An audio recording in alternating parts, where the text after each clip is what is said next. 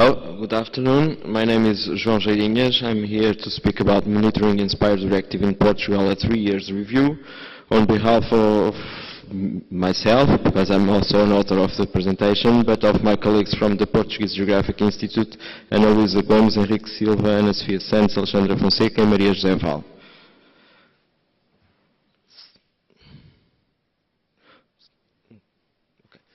It's a little high to me, the screen. Okay, so the goal of the presentation is to present you the INSPIRE monitoring and reporting, the Portuguese approach, what we have been doing. And first, I would like to present you the methodology developed to analyze the INSPIRE annex themes.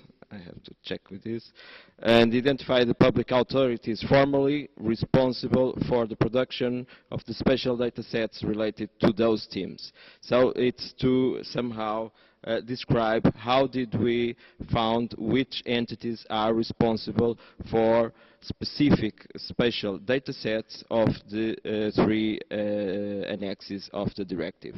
Then, just to mention the tool created to support the authorities in how to report and monitor those data sets and services for the reporting process, and then make just an overview of what we achieved in 3 years since now in 2012 we made the third monitoring and submitted to the Commission, and we have now enough data to analyze how did we manage since 2010.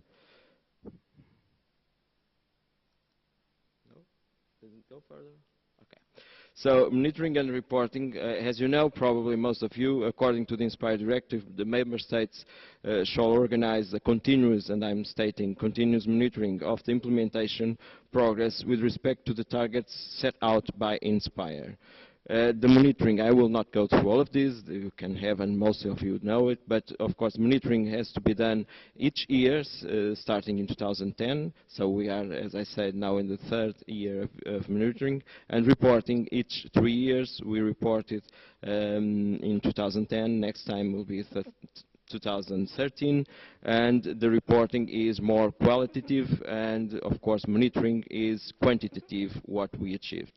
INSPIRE in Portugal, the Portuguese Geographic Institute is the Portuguese national contact point since 2007, since the directive is in place, and is now integrated in what is called Direção-Geral do Território. That's a new entity coming out from the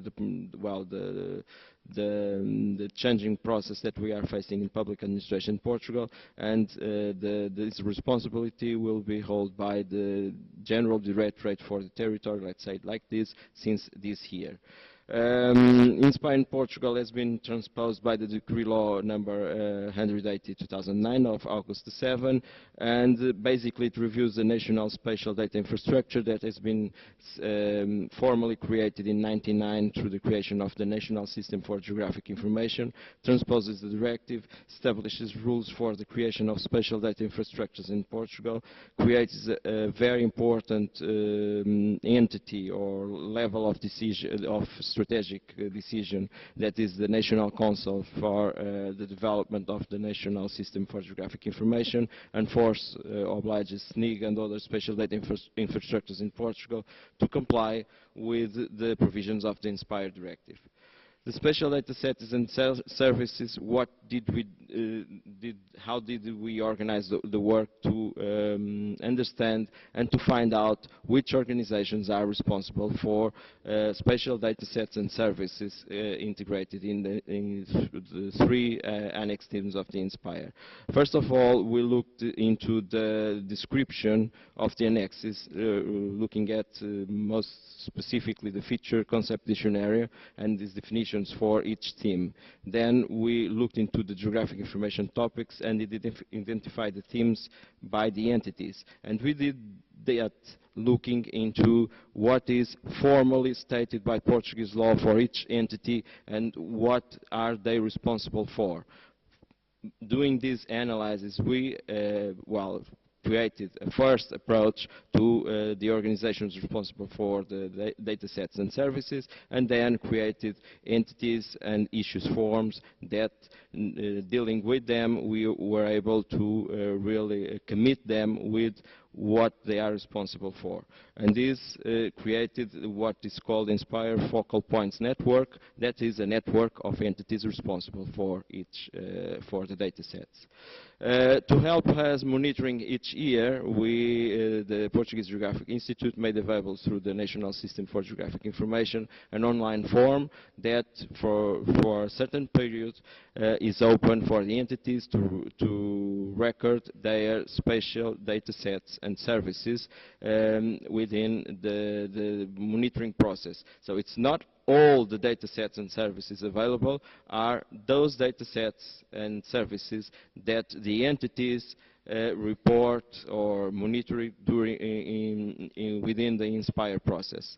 Of course, this is kind of a manual for those entities who are not able to somehow keep and update their own metadata, because for those, of course, we have some processes of harvesting the metadata and integrating them into the system.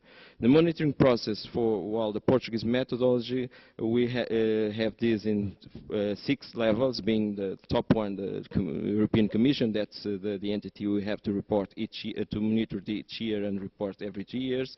And there is a structure composed of the focal points. Then within the National Council, it has been organized an operational group for dealing with the process in more technical terms. We have a team within the Portuguese Geographic Institute responsible to carry out all the work, and then we have the national contact point, is the Portuguese Geographic Institute, and the Strategic Council.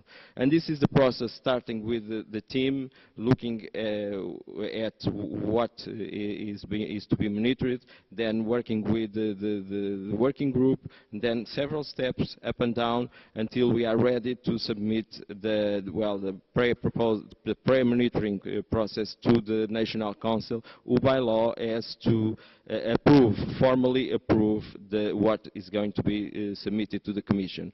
Then after approval, usual beginning of May, the technical team again makes the last changes, and the NCP is then now ready to submit the monitoring and the reporting every 2 years to the Commission.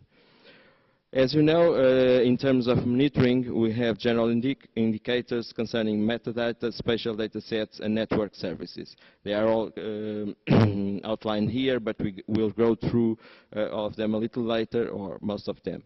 As you know, probably some of you know this table. This is the basic sheet provided by the Commission that helps to monitor what we are submitting to the Commission, and of course we here integrate all the data collected and the indicators are calculated. Just to have an idea, for the 3 years that we are dealing with, in total, and concerning spatial data sets, in the first year we had a total of 190 somehow spatial data sets, and the year after, no, it's 400 and something, 435 for the entire, the 3 annexes. I was reading the next 3, and in 2011 we jumped to 700 and something, and in 2012 we kept more or less a little more in the 700, closer to 800.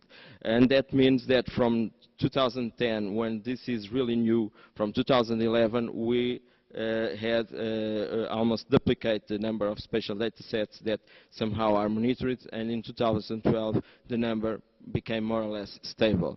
And this is understandable, because in 2010 INSPIRE was, for most of organizations in that sense, quite new, and I will say they had a conservative approach somehow, and what has been monitored was less probably than available, and then they became more aware of the importance, and of course we evolved quite a lot in 2011 and became stable, because of course we are not able to duplicate every year.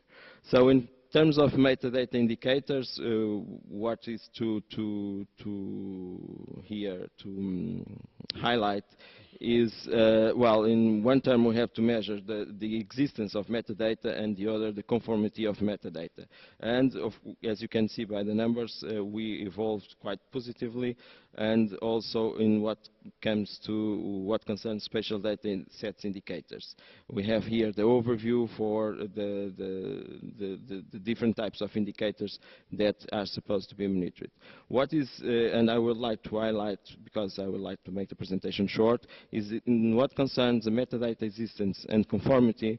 And one really relevant result was that in 2010, the conformity of metadata for Annex 1 and 2 was, of course, below 100%.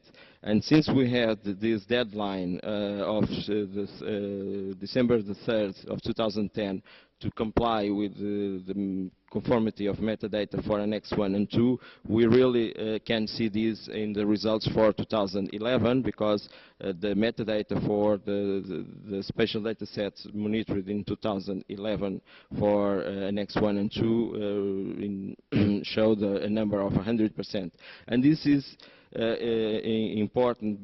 Behind this is, of course, an effort to make this metadata is compliant, but also do that in Portugal for the process of metadata that we have already heard that no one wants to deal much with metadata. One relevant thing is that for those organizations that are somehow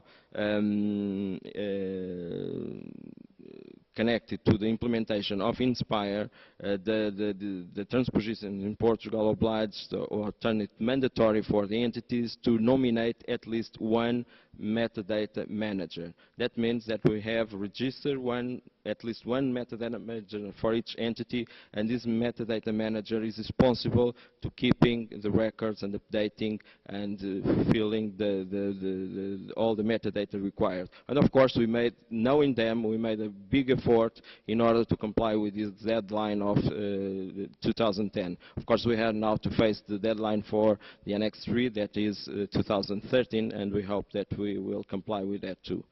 In terms of service indicators, we have also here the results, and of course, I guess one relevant evolution. And I would like to conclude just to say what I already said about what is formal in terms of the monitoring in Portugal related to what has been done in the National Spatial Data Infrastructure, but also to stress up that dissemination about INSPIRE and dissemination to involve the most of the entities related with INSPIRE is a key issue for the success of the implementation. We have several ways of doing dissemination and building capacity, being one of them Portuguese, an INSPIRE site or related INSPIRE site in Portuguese with all the relevant information to all the entities. We have the networks and the contacts with the networks, and we had several training initiatives on metadata and on services usually going on. And this has helped us a lot in achieving, I guess, for a country like Portugal to achieve good results that we can present in the monitoring process, and we hope in the reporting process next year. Thank you.